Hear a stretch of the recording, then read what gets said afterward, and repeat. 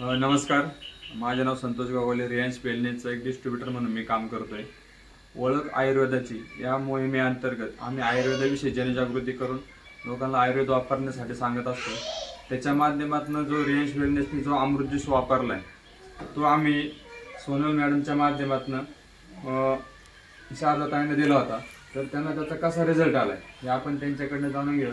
तर तुम्ही सांगू शकता की तुम्हाला कशा प्रकारे हा ज्यूस वापरल्यानंतर फरक पडला. नमस्कार, माझं नाव शारदा मच्छिंद्र गुंजा, कोरेगाव, जिल्हा पुणे. मला गुडघे आणि मानाचं गॅप सांगितलं होता, तर तिथं पण मला खूप त्रास व्हायचा. मला काम करता येत नव्हतं. 2 वर्ष मी घरीच, मला काहीच काम करता येत नव्हतं. का चालताना सुद्धा मला त्रास व्हायचा. म्हणून हे सोनल ताईच्या माध्यमातून मी सरांकडून हे अमृत ज्यूस घेतला, तर मला त्याचा फायदा भरपूर झाला. मी घेतला होता गुडघे दुखी आणि गॅपसाठी, पण मला पाळीचा पिरियडचा पण प्रॉब्लेम होता मला 4-5 वर्षापासून. तर तो एक बॉटल घेतली ना मी, तर माझा प्रॉब्लेम भरपूर कमी झाला. पाळी जर मला पिरियड आला तर मी 4-4 दिवस झोपून राहायचे.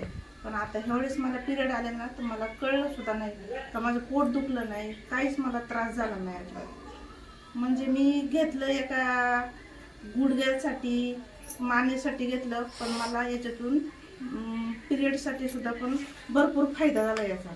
त्याच्यामुळे ना हे ज्यूस आहे ना खूप छान आहे.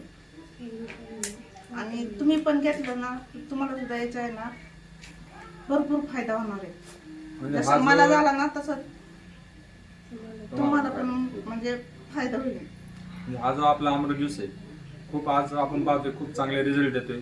त्याचं कारण म्हणजे याच्यामध्ये वापरले 42 प्रकारचे कंटेंट आणि ते आपल्या डायरेक्ट पेशिंगवरती काम करतं. पेशिंगवरती काम केल्यामुळं जे काही शरीरातले बाकीचे विकार असेल ते पूर्णपणे कव्हर करण्यासाठी हे मदत करतं.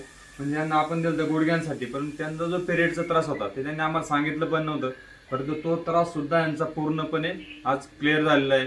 तर अशा प्रकारे आपला अमृत ज्यूस आहे, एकदा प्रत्येकाने अवश्य वापरून पहा. नुसतं आजारी व्यक्तींनीच नाही तर निरोगी व्यक्तींनी जर वर्षातून कमीत कमी 2 बॉटल जरी पिले तरी त्यांना जे BP, शुगर, थायरॉइड, कॅन्सर सारखे मोठे मोठे आजार एकही येणार नाही. तर धन्यवाद ताई, तुम्ही